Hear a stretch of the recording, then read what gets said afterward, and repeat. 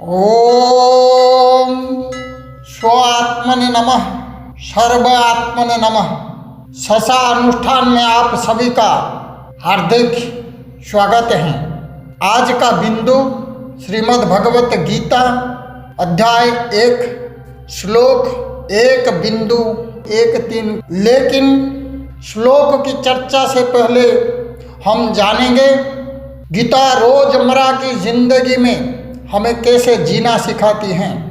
गीता हमें कैसे सोचना सिखाती हैं। गीता ध्यान और सोचना कैसे जगाती हैं। गीता को अलग अलग दृष्टि से देखें तो गीता सुनी जाए तो वह ग्रंथ है, गीता पढ़ी जाए तो वह इतिहास है, गीता गाई जाए तो वह श्लोक है, गीता मानी जाए तो वह कहानी है, गीता जानी जाए तो वह जीवनी है, गीता समझी जाए तो वह विज्ञान है। लेकिन गीता जब अनुभव में उतरते हैं तो वह ज्ञान बन जाती हैं। इसलिए गीता सिर्फ उस समय महान नहीं थी, आज भी महान है और गीता हर युग में मार्गदर्शन रहेगी। अब इसी चेतना के साथ और इसी दृष्टि के साथ अध्याय 1 श्लोक 1.1.3 में प्रवेश करते हैं। जय श्री कृष्ण, जय चेतना। भूमिका श्लोक 1.1.2 में एक शंख बजा, लेकिन डर एक आवाज में शांत नहीं होता।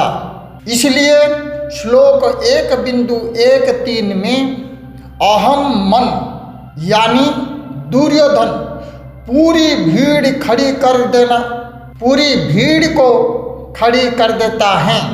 शंख, नगाड़े, ढोल, मृदंग सबको आदेश दे देता है।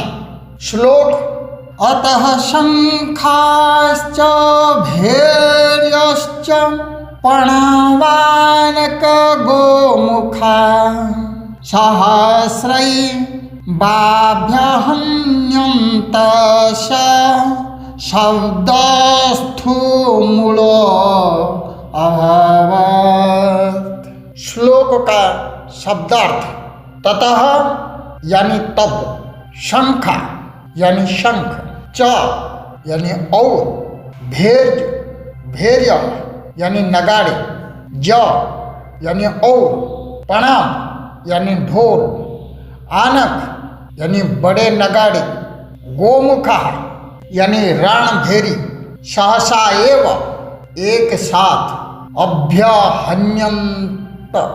अभ्यहन्यंत यानी जब बज उठे, साहस शब्द यानी वह ध्वनि, तुमुलः यानी अत्यंत उग्र, अभवत यानी हो गई।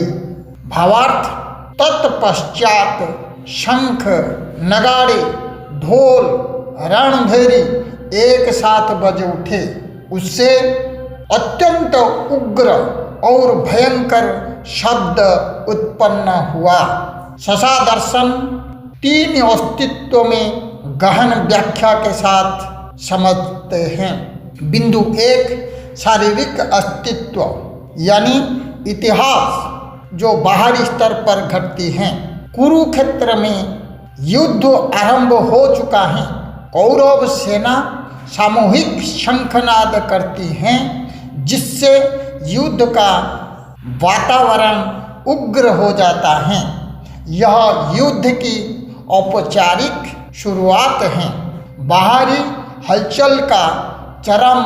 लेकिन गीता यहाँ भी भीतर की ओर संकेत करती हैं। बाहर का शोर भीतर की स्थिति बताता है। बिंदु 2 मानसिक अस्तित्व यानी मनोवैज्ञानिक स्तर जो ससा दृष्टि से। अब भीतर आइए। एक शंख यानी एक डर, अनेक बाध्य यानी अनेक विचार, अहम मन यानी दुर्योधन क्या करता है, वह एक डर को 100 तकों से एक डर को सो तर्कों से ढक देता है। जहाँ मन स्थिर नहीं होता वहाँ विचारों का शोर होता है। तुमुलह शब्द, यह साहस नहीं, यह भीतरी घबराहट है। बिंदु 3, आध्यात्मिक अस्तित्व। चेतना का स्तर सबसे सूक्ष्म होता है। आध्यात्मिक अस्तित्व यानी चेतना का स्तर जो सबसे सूक्ष्म स्तर होता है। अब स्व की दृष्टि से देखें तो चेतना में कोई तुमुलता नहीं, कोई उग्रता नहीं। स्व शांत, स्थिर, मौन है। श्लोक 1 बिंदु 1-3 बताता है अहम को शोर चाहिए, स्व को शांति। जितना अधिक शोर उतना ही स्व से दूर। चारों ओर शंख, नगाड़े, भेरी, ढोल बज रहे हैं, पर यह स्व का उत्सव नहीं, यह अहम की बेचैनी है। अहम को शोर चाहिए, स्व को शांति चाहिए। जितना अधिक शोर उतनी ही स्व से दूरी। उदाहरण से समझते हैं। उदाहरण 1, गहराता हुआ ध्यान। आप ध्यान में बैठे हैं, शुरू में मन चाहता है कोई मंत्र तेज हो, कोई संगीत बजे, कोई अनुभव हो, पर जैसे जैसे चेतना गहरी होती है मंत्र भी छूट जाता है, ध्वनि भी लुप्त हो जाता है, केवल मौन शेष रहता है। यह मौन खालीपन नहीं, यह स्व की उपस्थिति है। उदाहरण 2, गहरा समुद्र। सतह पर लहरें, शोर, हलचल यानी अहम। भीतर गहराई में पूर्ण शांति यानी स्व। शंखनाद यानी सतह की हलचल, स्व यानी समुद्र की गहराई। जो जितना भीतर गया उतना शांत हुआ। उदाहरण 3 में जानेंगे। क्रोध बनाम साक्षी। क्रोध आया, आवाज ऊंची हुई, शब्द तीखे हुए, भीतर आग जली। पर यदि उसी क्षण आप साक्षी बन गए, क्रोध दिखा पर आप हिले नहीं। स्व कभी चिल्लाता नहीं, अहम ही चिल्लाता है। गीता सार शशादर्शन। शंखनाद यानी अहम का संकेत, मौन यानी स्व का लक्षण, युद्ध बाहर, शांति भीतर।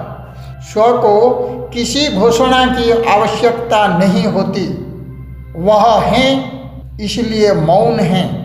श्लोक 1 बिंदु 1-3 का संयुक्त शशासार। शारीरिक स्तर यानी युद्ध का कोलाहल, मानसिक स्तर यानी बिखरे हुए विचारों का शोर, आध्यात्मिक स्तर यानी मौन से दूर होती चेतना। शोर अहम की भीड़ है। जहाँ बहुत शोर है वहाँ सत्य को सुनना कठिन हो जाता है। जो जितना शांत है वो उतना ही स्व को सुन पाता है। आज अपने भीतर देखें, कहाँ बहुत सारे विचार एक साथ बज रहे हैं, और जहाँ एक पल का मौन आ जाए वही गीता सुनाई देती है। अगले श्लोक में श्लोक 1 बिंदु 1-4, जहाँ पहली बार दूसरे पक्ष की ध्वनि उठती है, और वह ध्वनि शोर नहीं स्थिति है। जुड़े रहिए शशानुष्ठान के साथ, क्योंकि गीता पढ़ी नहीं जाती, गीता में जिया जाती है। ओम स्वात्मने नमः। ओम सर्वात्मने नमः। धन्यवाद।